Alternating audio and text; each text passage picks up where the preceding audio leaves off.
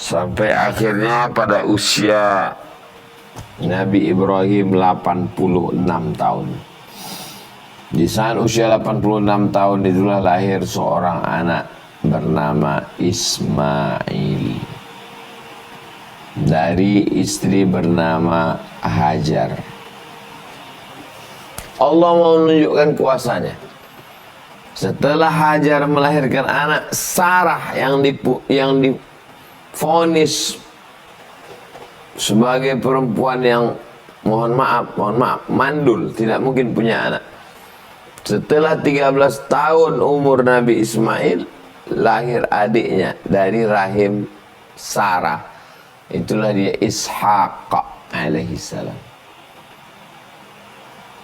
Menunjukkan bahwa biarlah seluruh dunia mengatakan kau mandul, seluruh dunia mengatakan kau tidak akan mungkin punya anak, seluruh dunia mengatakan, tapi kalau Allah berkehendak tak ada yang sulit. Innama amruhu idza arada syai'an yaqula lahu kun fayakun. Akhirnya lahirlah Ismail. 13 tahun setelah itu lahir pula Ishak. Betapa tidak ada sulit bagi Allah. Ini mengajarkan kita tentang kuasa Allah bukan kuasa kita, kemauan Allah bukan kemauan. Dalam masalah kerja, dalam masalah jodoh, dalam masalah ya Allah saya mau kerja di sini. Kalau saya kerja di sini saya akan sembah kamu. Tapi kalau saya nggak diterima kerja di sini saya akan. Ini posisi kita sebagai hamba atau sebagai pemaksa Tuhan. Dalam masalah kerja, dalam masalah anak, dalam masalah jodoh. Kalau memang ini jodoh, pertemukan saya ya Allah. Tapi kalau tidak jodoh, matikan dia.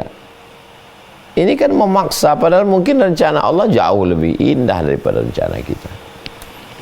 Nah, maka pelajaran yang keempat diambil adalah jangan pernah berhenti berikhtiar berusaha, jangan pernah berhenti berdoa. Rabbi habli minas shalihin. Surat As-Saffat ayat 100. Rabbi habli minas shalihin. Boleh diamalkan sebanyak-banyaknya munajat kepada Allah Subhanahu wa ta'ala. Lalu diberikanlah seorang anak. Anak itu bernama Ismail alaihissalam. Lalu kemudian Nabi Ismail diantarkan dari Palestina ke samping Ka'bah. Bisa dilihat doanya dalam surat Ibrahim ayat 37. Askantu min zurriyati. Ya Allah, aku tinggalkan anakku biwadin ghairi dhi zar'in, di lembah yang tak ada tanaman, inda baitikal muharram, di samping rumahmu yang mulia. Itu menunjukkan bahwa rumah itu, Ka'bah itu sudah ada sebelum Nabi Ibrahim. Lalu kemudian kenapa hancur hilang? Kena banjir bandang. Nabi Ibrahim diminta merenovasinya kembali. Di mana Nabi Ibrahim meninggalkan anaknya? Biwadin, di lembah, ghairi dhi zar'in, tidak ada tanaman, inda baitikal muharram, di samping Baitullah. Ketika Nabi Ibrahim naik ke atas hewan tunggangannya, lalu Hajar dengan sedihnya memegang ujung kain Nabi Ibrahim alaihissalam. Hajar, ibu Nabi Ismail, bertanya, Allahu amaraka bihadza. Apakah Allah yang menyuruh engkau melakukan ini, wahai Ibrahim?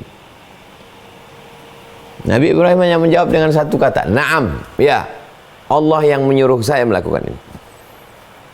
Hajar melepas pegangan ujung jubah.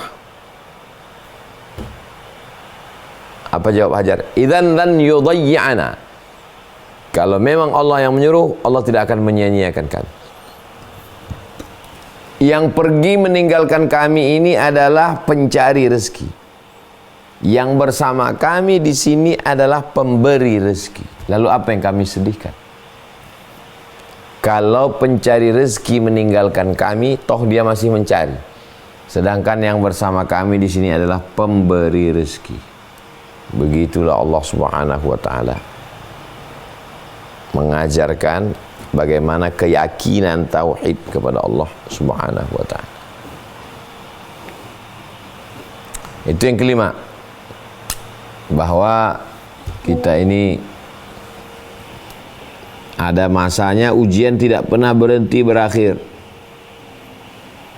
Hidup Nabi Ibrahim alaihissalam itu dari mulai kecil berhadapan dengan ayah, mulai besar berhadapan dengan pesaing, berhadapan, sampailah pada puncaknya. Selesai menghadapi orang, sekarang menghadapi diri sendiri. Setelah anak lahir, mesti diasingkan ke Baitullah, ke Ka'bah, mengadu lagi kepada Allah Subhanahu wa ta'ala. Lalu kemudian setelah anak remaja, falamma balagha ma'ahu sa'ya, ketika sudah sampai usia bisa berusaha. Surat As-Saffat ayat 102. Apa kata Nabi Ibrahim alaihissalam? Ya bunayya, wahai anakku, inni ara fil manam, aku lihat dalam mimpiku, anni azbahuka, aku menyembelih lehermu, fanzur madza tara, apa pendapatmu wahai anakku. Disinilah nampak kelebihan orang yang berbakti pada orang tua. Orang yang berbakti pada orang tua walaupun orang tuanya kafir, tidak beriman, maka insya Allah anaknya akan berbakti kepadanya.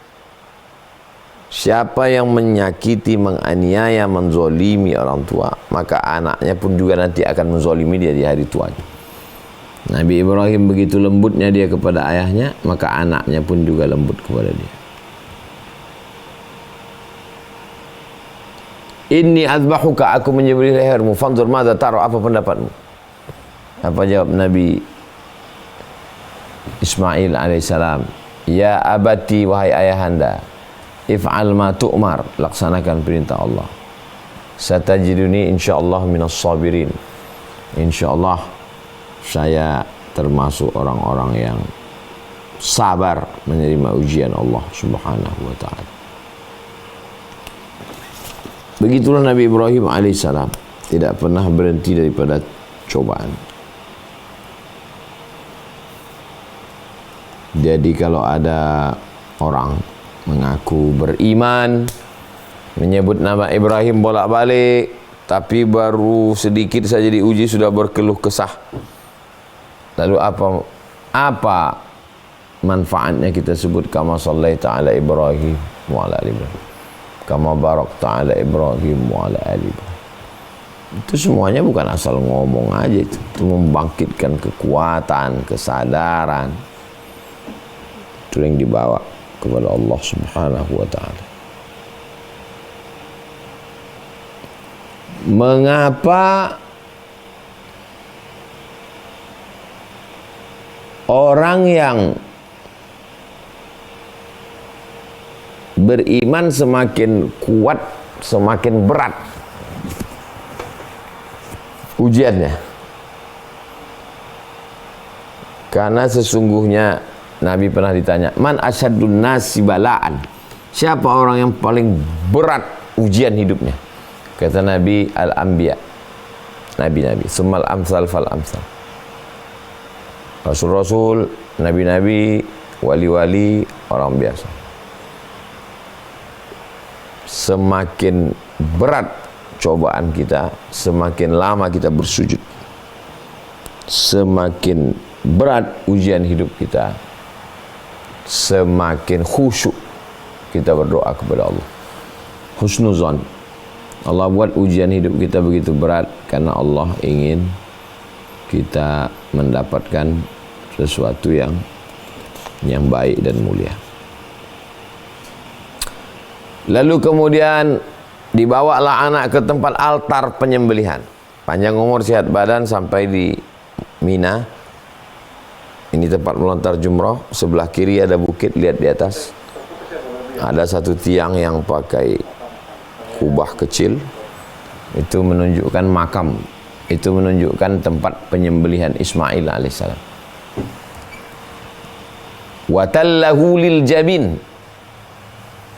Dibaringkanlah anak tadi ketika akan disembelih. Bismillahirrahmanirrahim. Tidak terbayang itu bagaimana sayangnya kepada anak yang ditunggu 86 tahun. Ketika dia datang, disuruh disembelih. Bayangkan itu. Lalu kemudian apa yang dilakukan Allah? Wa fadainahu bidzibhin azim. Kami tebus anaknya itu dengan satu ekor sembelihan yang sangat besar. Maka kalau kita beramal dengan amal badan, harta, Allah akan balas. Inna a'tainakal kautsar. Kami sudah berikan kepada engkau nikmat yang sangat besar. Fasalli, salatlah. Maksudnya ibadah badan. Wanhar, berkurbanlah. Maksudnya ibadah harta. Dalam konteks umrah, dalam konteks kurban, fasalli, salatlah. Dalam konteks umrah ada tawaf, ada sa'i, badan bergerak, ibadah badan. Tapi juga ada ibadah harta, ongkosnya, naik pesawatnya, akomodasinya, konsumsinya. Maka dalam konteks kurban, fasalli, solatlah. Pagi-pagi itu solat, wanhar, berkurbanlah. Berkurban dengan memberikan harta. Kenapa Allah tidak minta anak kita? Karena Allah tahu iman kita. Jangan karena anakmu ku minta, kambingmu aja ku minta, tidak keluar-keluar duit. Nah, jadi Allah SWT memberikan sesuai dengan kadar. La yukallifullahu nafsan illa wus'aha. Kenapa Allah tidak minta lembu onta Nabi Ibrahim? Kenapa yang diminta anak? Karena anak itu yang paling dia sayang. Yang ditunggu 86 tahun, menikah dengan Hajar. Ternyata Allah berikan balasan, diminta Allah. Apa yang paling kau sayang, itulah yang ingin diminta Allah. Lan tanalul birra hatta tunfiqu mimma tuhibbun. Kamu tidak akan mendapatkan kebaikan sebelum kamu memberikan apa yang paling kamu sayangi. Sebagai pengantar dialog, agaknya itulah pelajaran yang dapat kita ambil dari Nabi Ibrahim alaihissalam.